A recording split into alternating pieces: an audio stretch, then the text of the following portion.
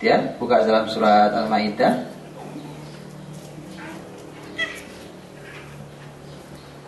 Al-Maidah 90 dan 91.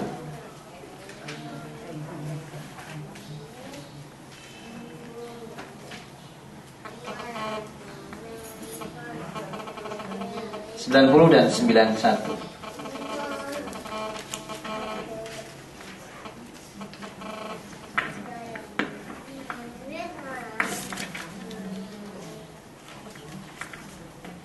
Hai orang-orang yang beriman, sesungguhnya arak, judi, berhala, dan bertenung adalah pekerjaan keji dari perbuatan setan. Sebab itu, hendaklah kamu jauhi, mudah-mudahan kamu mendapat kemenangan. Sesungguhnya setan menghendaki supaya menjatuhkan kamu dalam permusuhan dan berbenci-bencian sesama kamu karena arak dan berjudi, serta menghalangi kamu daripada mengingat Allah dan mengerjakan sembahyang.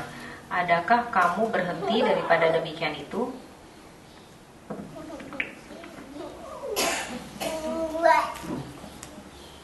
Itu berapa? Baik. 191. Jadi di ayat 90 Allah Subhanahu wa taala menyampaikan tentang diharamkannya beberapa hal, di antaranya adalah perjudian. Perjudian yang menggunakan harta di situ adalah perjudian, al-maisir. Dan itu artinya bahwa perjudian itu merupakan penyakit yang bahaya. Ya, paling tidak bisa setara dengan khamr. Ya, minuman keras. Al-khamr wal maisir. Ya. Itu adalah merupakan penyakit masyarakat yang berbahaya. Dan perjudian itu jangan hanya dibayangkan bahwa perjudian itu orang main kartu, duduk terus kemudian ada uang, bukan hanya itu. Atau orang masuk ke tempat perjudian dia berjudi, bukan hanya itu. Beberapa transaksi-transaksi itu ada yang diharamkan Islam karena ada unsur perjudian. Jadi bukan hanya orang duduk main kartu atau main apa tuh dengan mesin-mesin judi, bukan hanya itu. Bukan hanya itu, ya, mesin-mesin kasino, bukan hanya itu. Karena transaksi-transaksi itu diantara yang akan mengharamkan sebuah transaksi adalah kalau ada unsur perjudian yang haram. Tahu judi ya? Kalau judi itu gitu, Bu. Kalau judi itu yang satu untung, yang satu rugi. Tapi belum tentu saya untung. Namanya untung-untungan, ya kan? Jadi kadang-kadang saya, kadang dia. Tapi yang jelas ada satu yang untung, ada satu yang rugi. Ya sudah nggak jelas siapa yang untung, nggak tahu ya. Mungkin saya sekarang, mungkin nanti dia. Itu namanya perjudian. Kalau transaksi jenisnya itu dalam Islam haram. Karena dalam Islam orang berbisnis umpamanya, orang bertransaksi itu, berbisnis umpamanya itu dia harus jelas sama-sama. Kalau untung kita untung sama, kalau rugi kita rugi sama-sama. Itu adil namanya. Tapi kalau untung saya untung sama kamu, kalau rugi kamu aja yang rugi. Saya nggak mau rugi. Kan harta saya. Kamu yang rugi silakan, tapi saya nggak mau rugi. Itu judi. Itu perjudian. Itu panjangnya dalam pembahasan tentang fikih muamalah. Ya. Dan jelas tadi kan dibahas bahwa di dalam ayat itu, ayat 91-nya jelas, innama yuridus syaiton. Nah, apa yang diinginkan oleh setan dari khamr dan perjudian itu? Itu ayyuqi'a bainakumul adawah wal baghdha fil khamri wal maisir. Jadi setan itu ingin memunculkan permusuhan dan kebencian di antara kalian dengan judi itu dan khamr. Orang kalau udah main judi, yang muncul adalah permusuhan dan kebencian. Dan perjudian itu luar biasa, bisnis besar. Ya, hari ini bisnis besar. Apapun diperjudikan hari ini kan. Apa saja, olahraga itu adalah mesin besar untuk judi. Apapun jenis olahraganya. Gitu, makanya harus berhati-hati, gitu ya. Berhati-hati kalau punya anak hanya olahragawan. Berhati-hati maksud saya. Karena itu bisa menjadi mesin besar untuk sebuah perjudian besar. Ya, kayak sepak bola hari ini umpamanya, sepak bola itu mesin judi yang sangat besar. Ya kan? Hari ini lagi di dunia sepak bola lagi rame tentang mafia pengatur skor. Jadi apa gunanya main bola? Kalau main bola kan kelihatannya beradu, kita melibatkan emosi siapa yang kita dukung. Tahu-tahunya udah diatur di belakang layar. Coba bayangkan kan? Jadi itu artinya sudah, makanya apapun yang tidak sejalan dengan Islam itu mesti efeknya buruk di belakangnya. Jadi perjudian itu sudah marak di mana-mana, ya kan? Kalau di Malaysia kabarnya dibatasi gitu ya, ada wilayah khusus perjudian dan Muslim tidak boleh masuk dan seterusnya. Kalau di Indonesia tidak usah dibatasi, di mana-mana boleh judi, ya kan? Di mana-mana boleh judi. Bahkan itu yang menjaga bukan orang biasa, ya kan? Udah rahasia umum lah. Kita tahu siapa yang menjaga tempat perjudian itu. Jadi ini negeri luar biasa, dan mereka menjadi para mafia yang hartanya kaya raya. Kemudian dia bisa membeli siapa yang jadi pejabat setempat.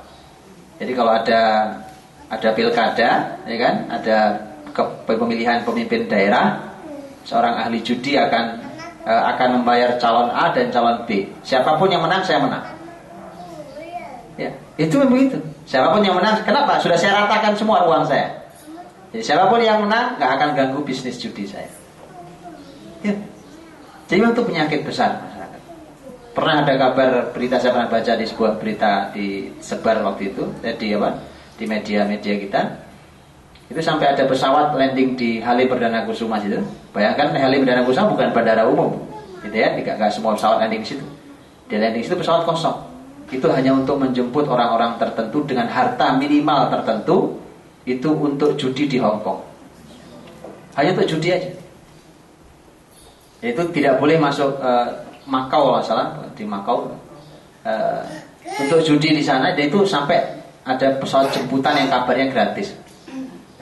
Jemputan itu gratis karena memang ini yang boleh naik hanya orang dengan aset minimal berapa untuk bisa berjudi. Itu sudah penyakit internasional.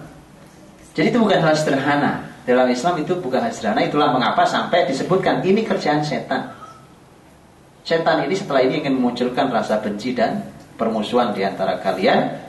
Wa yasuddakum an dzikrillah wa anis shalah. Kalau sudah begitu, pasti setan akan menyingkirkan kalian, menghalangi kalian dari zikir dan sholat. Nah, sudah tidak ada yang zikir sholat, ya, sudah tidak ada lagi.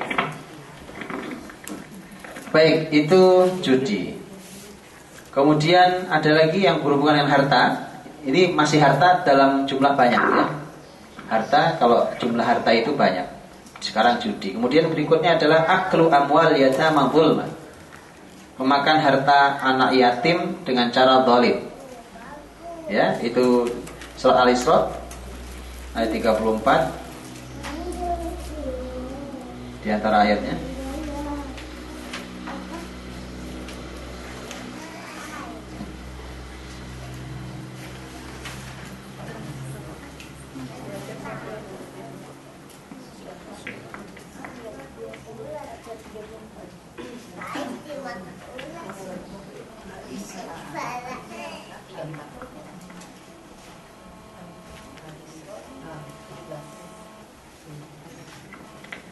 Dan janganlah kamu mendekati harta anak yatim kecuali dengan cara yang lebih baik bermanfaat sampai ia dewasa, dan penuhilah janji, sesungguhnya janji itu pasti diminta pertanggungjawabannya. Ya, jadi itu memakan harta anak yatim, dan dalam Islam yatim sangat dilindungi, sangat kuat karena mereka adalah anak-anak yang hidup sebelah orang tuanya, gitu ya. Tak hanya satu, mereka hidup yang tidak, orang yang hidup yang tidak, anak yang hidup tidak sempurna karena sudah tidak ada ayahnya. Mereka perlu malah dijaga, dilindungi. Bahkan Allah berfirman tentang Nabi Muhammad yang juga lahir yatim. Ya, alam yajidika yatiman fa'awa. Bukankah Allah menjumpai kamu yatim kemudian Allah lindungi kamu? Kalau nggak dilindungi, yatim nggak jadi. Karena mereka hidup sudah tidak sempurna, karena orang tetap memerlukan sentuhan ayah dan ibunya. Sekarang ayah sudah tidak ada, maka perlu perlindungan agar mendapatkan, agar mereka kelak menjadi orang besar. Nah, diantara yang harus dilindungi adalah hartanya. Harta, kalau mereka punya harta, apalagi kan disebut yatim itu masih anak-anak sebelum balik. Kalau sudah balik bukan yatim namanya. Nah, kalau sebelum balik namanya yatim, maka perlu dijaga hartanya, tidak boleh dihabiskan, tidak boleh dimakan dengan cara batil. Maka ini peringatan, ya kan? Apalagi kalau yang punya yayasan yatim, punya lembaga pengasuhan anak yatim, hati-hati. Hati-hati karena sumbangan-sumbangan yang datang ke lembaga itu hati-hati. Karena orang yang memakan harta anak yatim dengan cara tidak baik maka diancam neraka. Jadi bukan hal yang sederhana masalah makan harta ini. Karena mereka harus dilindungi, bukan malah dimakan gitu. Ya, mereka harus dilindungi. Baik, kemudian berikutnya adalah wa min dzalika aklun nasi amwal ba'dihim al-ba'd bi ghairi haqq. Yang berikutnya adalah saling memakan harta sesama kita dengan cara tidak benar. Saling memakan harta dengan cara tidak hak, tidak benar. Al-Baqarah 188.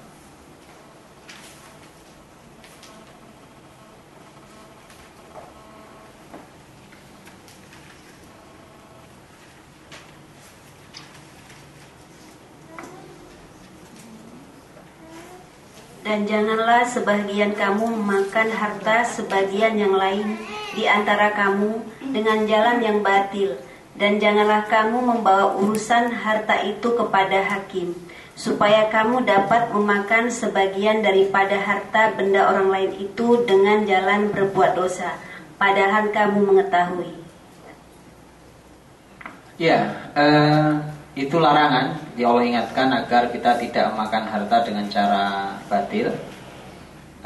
Ibu-ibu juga hafal tentang surat Al-Mutaffifin. Allah memulai dengan kalimat wailul lil mutaffifin. Apa arti mutaffifin? Hah? Curang apanya? Mutaffifin apa? Alladzina idza ktalu 'alan nasi yastawfun wa idza kaluhum aw wazanuhum yukhsirun. Nah, itu definisinya. Apa? Buka. Terjemahin. 3 ayat.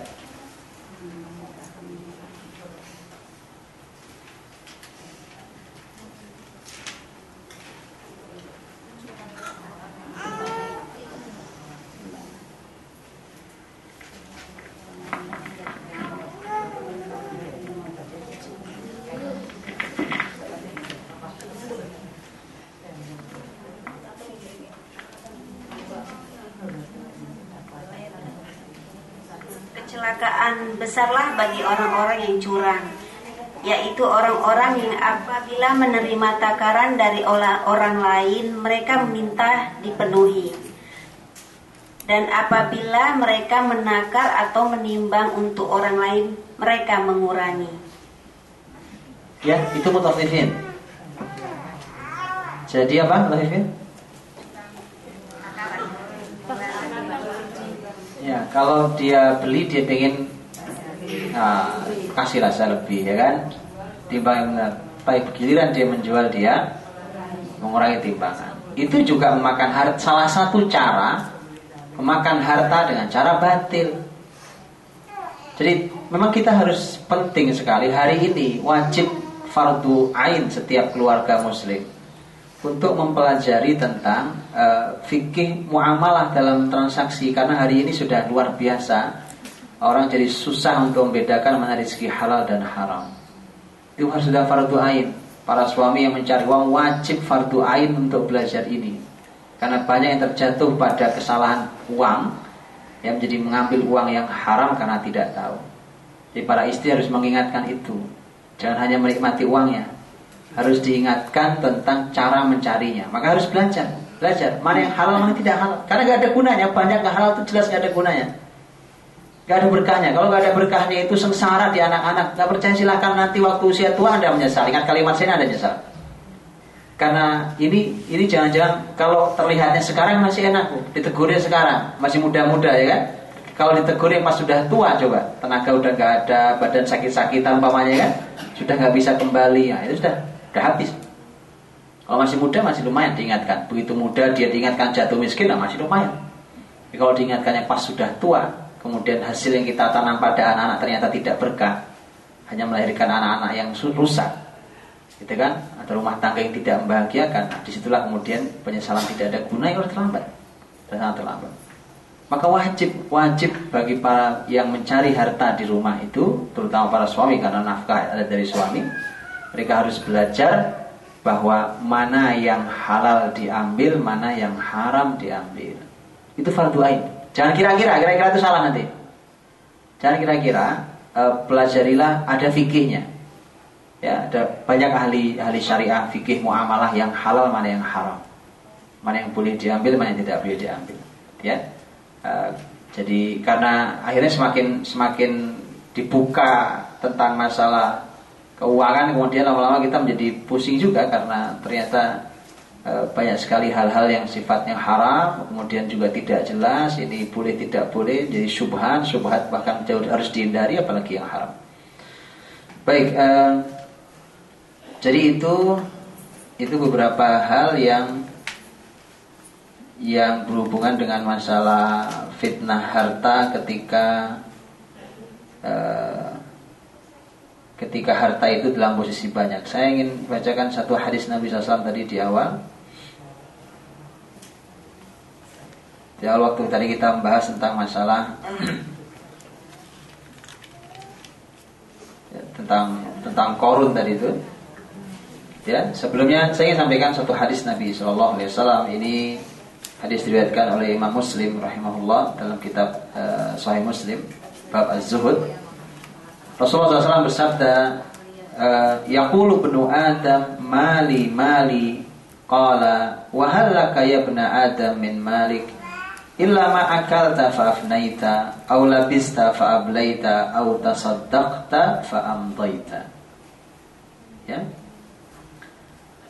Rasulullah SAW bersabda, anak Adam akan berkata, hartaku.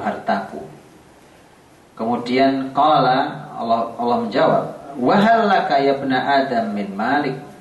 Apakah wahai anak Adam, apakah kau punya harta? Illa ma akalta fa afnait, kecuali yang kau makan kemudian habis karena dimakan. Aw labista fa ablait, atau yang kamu pakai kemudian pakaian itu lapuk dan kemudian hilang karena sudah lapuk, pakainya rusak, enggak bisa dipakai lagi. Aw tasaddaqta fa amdait, atau kamu sedekahkan dan itu yang kemudian malah akan abadi berjalan. Apa maksud ini kalimat hadis ini? Ya, jadi artinya sudah apa sih gitu? Yang kalian tumpuk itu apa? Ya, harta yang kau miliki itu mana? Sekarang gini, uang kita punya, Bu. Ya kan? Di rekening banyak, ya kan? Begitu Anda pegang uang di rekening sebanyak itu kan? Seperti yang kejadian, begitu tiba-tiba banknya kolaps. Susah ditagihnya, Bu. Udah demonya udah berhari-hari, uang nggak turun-turun, ya. Jadi ternyata uang yang sudah jelas namanya nama kita belum tentu bisa kita miliki. Nabi dari awal punya kesempatan kaya dari awal. Ya, Nabi punya kesempatan kaya dari awal. Tapi jadi juga jangan menafsirkan Nabi kaya atau tidak kaya dalam keinginan kita, karena Nabi sendiri yang berdoa, Allahumma ja'al rizqa ali Muhammad kafafan. Ya Allah, jadikan rizki keluarga Muhammad itu hanya cukup untuk menutup rasa laparnya. Itu doa Nabi. Karena Nabi puncak tertingginya. Dia puncak tertinggi dari keteladanan. Jadi itu pilihan Nabi SAW. Dan itu karena Nabi puncak keteladanan tertingginya. Nah, kenapa? Karena juga tadi ingin diajarkan kepada Nabi SAW bahwa kata Nabi, saya gak ada urusan dengan dunia. Mali walid dunia, kan? Apa sih urusan saya dengan dunia, itu gak ada. Nah, inilah orang-orang beriman. Jadi orang beriman, dan dalam Islam sekali lagi tidak disalahkan orang jadi kaya atau jadi miskin. Oke. Tapi yang dipermasalahkan bagaimana menyikapi kekayaan dan kemiskinan itu. Baik, kalau tadi adalah terhadap harta-harta yang masih ada lagi tentang harta yang banyak.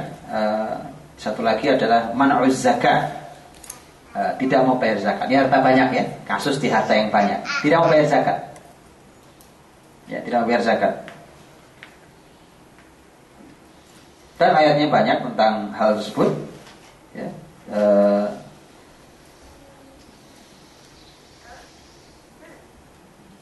di antaranya adalah surat At-Taubah. Orang-orang yang menyimpan emas dan perak dan tidak menafkahkannya pada jalan Allah, maka beritahukanlah kepada mereka bahwa mereka akan mendapat siksa yang pedih.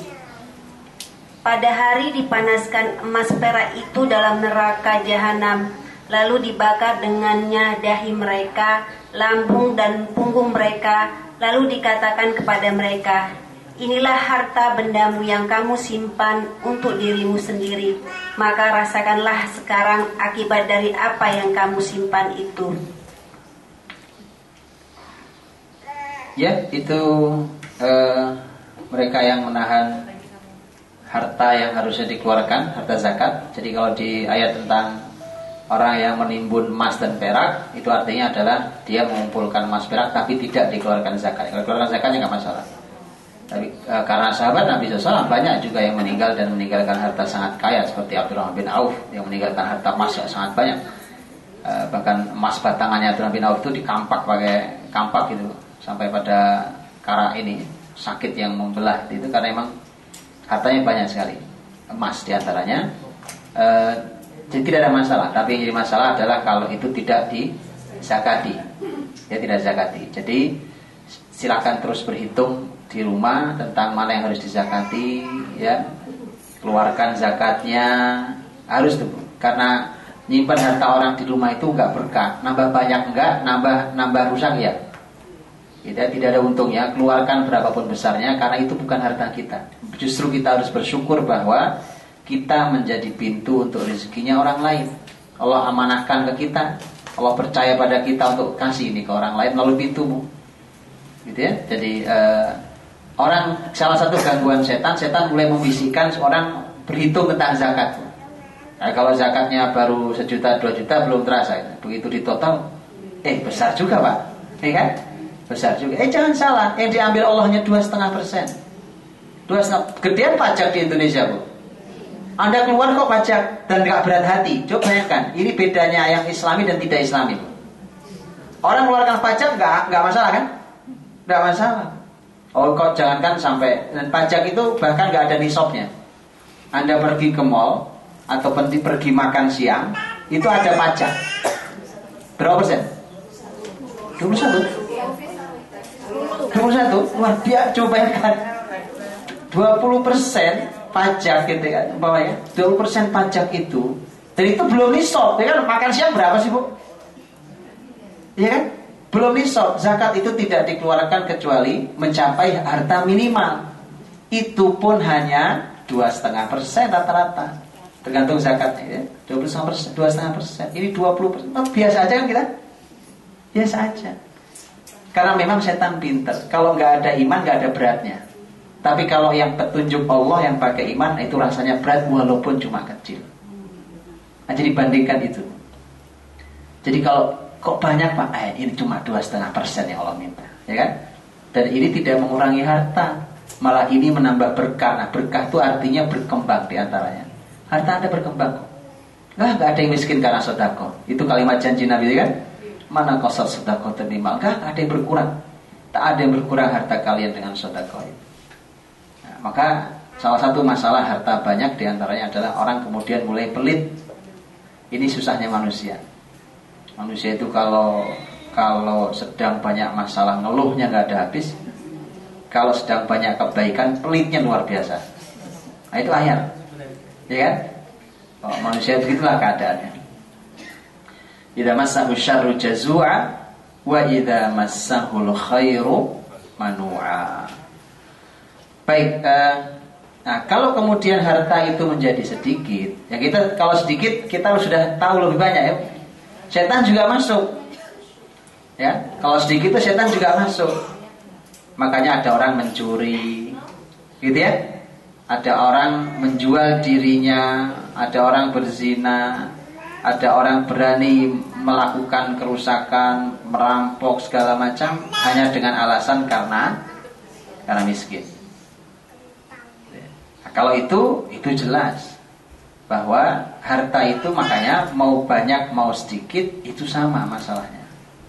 Sama-sama menjadi fitnah. Kalau orang-orang beriman tidak berhati-hati maka dia akan seperti yang sudah diingatkan Nabi bahwa setiap umat ada fitnahnya dan fitnah umatku adalah harta. Sudah setengah 12 nampaknya. Saya sampaikan, bersilakan kalau mau sampaikan Kalau ada waktunya silakan. Saya tutup. Assalamualaikum warahmatullahi wabarakatuh. Silakan ibu-ibu yang ada pertanyaan. Assalamualaikum warahmatullahi wabarakatuh. Yang mau saya tanyakan yang fenomenal aja saat ini, bagaimana dengan asuransi jiwa atau pendidikan dan undian? Kan sekarang banyak itu produk-produk mengadakan undian, padahal kan uangnya itu kan uang bersama ya. Tapi mereka dapat mobil, dapat ini gitu. Nah itu gimana itunya? Ya, sebelum saya jawab, ini yang tadi saya sampaikan. Warga muslim fardu ain untuk hari ini segera belajar tentang fikih muamalah. Ya, mana yang halal, mana yang haram, dan itu banyak sekali ustadz yang bisa menyampaikan itu. Banyak para ahli menyampaikan itu, silahkan pelajari. Bahkan buku juga banyak sudah ditulis. Fardu ain untuk setiap warga muslim belajar. Jangan sampai tidak belajar, ya. Terutama para suami yang memang tugasnya mencari uang, supaya dia tidak membawa uang yang haram atau syubhat dibawa masuk ke rumah, karena tidak menguntungkan sama sekali buat kita dan anak-anak kita. Adapun pembahasan asuransi akan terbahas dalam pembahasan yang detail, tentu tidak cukup waktu saya hari ini untuk bahas itu. Tapi asuransi itu adalah merupakan transaksi yang sangat dipermasalahkan oleh Islam. Apalagi kalau dia mengasuransikan jiwa. Itu sangat dipermasalahkan oleh Islam. Makanya ketika para ulama membuat sistem tandingan hari ini dengan sistem namanya adalah asuransi takafuli. Takaful itu bukan nama perusahaan, itu nama sistem yang dibuat oleh para ulama berdasarkan konsep Islam. Takafuli itu artinya adalah saling menanggung. Nah, itu tidak sama sekali, tidak sama dengan, jauh sekali dari konsep asuransi yang ada. Itu sangat jauh sekali. Makanya aslinya sebenarnya ini tidak pas sama. Tidak pas sama. Mengapa asuransi menjadi masalah besar dan itu hukum haram, yang disebut at-ta'min at-tijari oleh para ulama. At-tijari itu ada sisi unsur bisnisnya. Kalau at-takafuli itu sosial, saling menanggung. Kalau at-tijari itu, dan dalam bab takmin itu adalah penjaminan, yaitu asuransi, namanya penjaminan. Maka para ulama mengharamkan takmin tijari, ya, penjaminan aman, rasa aman itu tapi dalam unsur bisnis. Kalau mau buatnya adalah saling menanggung sosial di antara kita. Kalau ada yang bermasalah saling membantu, maka konsepnya dibuat begitu. Saya hanya menyayangkan bahwa di negeri ini apapun nama ekonomi syariah masih keruh, jujur masih keruh, gitu kan. Dan ya yang bertugas untuk menjernihkan silakan jernihkan, tapi masyarakat ini jangan terus dalam keadaan keruh. Kasihan rezeki mereka, kasihan rezeki mereka kalau rezeki selalu keruh, gitu ya. Jadi makanya Bu, apalagi dalam hitungan bisnis. Dalam hitungan bisnis itu saya belum pernah tahu hitungan detail. Saya cuma pernah bertanya pada ahli ekonomi bahwa sebenarnya asuransi itu tidak menguntungkan.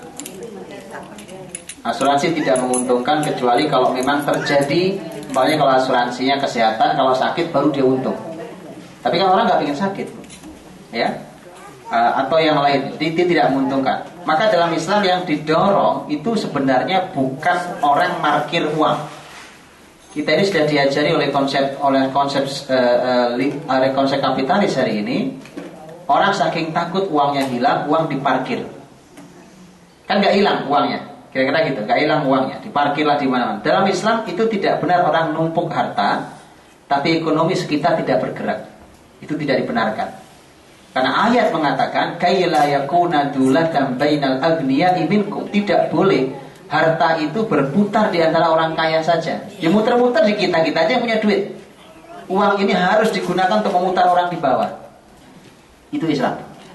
Itu baru namanya ekonomi syariah. Ekonomi syariah market duit itu bukan ekonomi syariah. Itu baru belajar syariah namanya. Atau mungkin rasanya syariah gitu. Aroma syariah, ya kan? Atau ya kalau mau kita husnudzon, kita katakan belajar bersyariah. Tapi udah berapa tahun syariah di Indonesia? Udah berapa tahun, masa nggak kunjung berubah? Berapa tahun negeri ini, bank syariah udah berapa tahun masuk negeri ini, betul kan? Ya, cobalah terus ya, silahkan, siapa yang punya tugas itu kan setiap bank ada dewan pembina syariahnya, ya. Nah, itu tanggung jawab di depan Allah nantinya. Ya, tidak bisa mereka lari dari itu. Maka Bapak Ibu rahmati Allah, kalau asuransi itu sekali lagi bahwa sebenarnya gitu, asuransi itu kalau saya kok nggak tertarik sama sekali. Dari awal saya ditawari asuransi, saya mohon maaf, saya tidak tertarik sama sekali. Sebelum saya bicara tentang masalah itu, karena buat saya lebih tertarik, buat saya untuk memasukkan uang ke bisnis, gitu kan? Kamu buka bisnis apa nih? Untung nggak untung? Itu urusan bisnis, namanya bisnis. Bisnis itu ya untung ya nggak untung, ya kan? Itu biasa aja. Kalau orang nggak pernah merasa khawatir, gitu ya. Sudah. Jadi urusannya ini adalah tadi menghidupkan perekonomian di tingkat yang lebih bawah dari kita. Itu merupakan tugas orang yang punya uang. Ya, kalau asuransi, karena orang beriman tidak pernah takut dengan masa depan, biasa aja, ya kan? Biasa. Kenapa tidak kita bisa berpikir yang positif terhadap hal ini? Karena begini, kenapa para ulama mengharamkan takmin tijari? Di antaranya adalah salah niat. Sebelum bicara transaksinya ya, bukan sebelum bicara jenis transaksinya, tapi salah niat. Kenapa Anda, oh ini Pak, ini kan masalah jiwa, masalah. Jadi Anda sekarang menggantungkan keselamatan jiwa Anda pada harta, itu sudah salah niat. Itu dari awal dibahas oleh ulama dalam bab asuransi sebelum bahas tentang jenis transaksi asuransi itu. Itu sudah dibahas duluan. Ya, jadi hati-hatilah dengan itu. Ya, kalau mau lebih detail tentu perlu dibahas lebih detail tentang asuransi itu. Lebih detailnya saya ingin sebenarnya dibahas di asuransi yang di Indonesia. Karena kalau saya membahas asuransi versi aslinya, oh ini asuransi syariah gitu Pak ya, asuransi syariah apapun namanya. Kemudian dibahas nih begini, oh Islami ya Pak, Islami. Tapi saya tolong jangan dibohongi masyarakat ini bahwa Anda masuk asuransi di lembaga mana? Nah, silahkan pelajari sistem di lembaga itu. Baru bisa diukur halal tidak halal. Karena kalau dibahas dari sisi ilmunya halal-halal saja nanti itu. Oh halal ya Pak, asuransi syariah. Ini asuransi syariah, ini asuransi syariah, ini asuransi syariah. Ini banyak, oh berarti masuk mana saja. Kalau Anda masuk perhatikan satu persatu, mana yang halal, mana yang tidak halal. Itu penting, detail itu penting. Jadi jangan diabaikan. Ribet amat, harus ribet dalam bab ini. Mengapa ini berhubungan dengan rezeki keluarga kita? Jadi suami harus diajak berpikir ribet dalam bab ini. Ya. Insya Allah nggak rumit lah, daripada Anda sibuk-sibuk memarkir uang yang untung nggak seberapa, bahkan tidak ada untung sebenarnya. Mendingan Anda berputar dalam sisi bisnis, itu menggerakkan banyak orang, berapa karyawan Anda punya, berapa orang Anda berikan nafkah kehidupannya ya kan. Dan kalau Allah takdirkan dia besar, maka itu jauh lebih besar daripada investasi yang Anda tanam di deposito bahkan. Itu Islam. Kalau bicara ekonomi syariah, itu ekonomi syariah aslinya, bukan memarkir uang. Ya, jadi satu. Yang kedua tentang undian itu sebenarnya juga gitu. Secara kajian undian itu sebenarnya ada detailnya. Cuma kita sering tidak tahu. Kita sering tidak tahu dalam arti perusahaan itu mendapatkan uang untuk memberi hadiah itu dari mana, gitu ya. Umpamanya hadiahnya mobil, gitu ya. Ini uang mobil ini dari mana? Kalau uang mobil ini adalah hasil mengumpulkan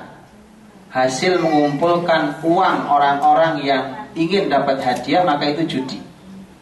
Persis kurang lebih kayak kita bersama main kartu itu, iya kan? Siapa yang menang, dia yang berhasil mengambil uang yang disetorkan masing-masing oleh orang penjudi itu. Persis itu.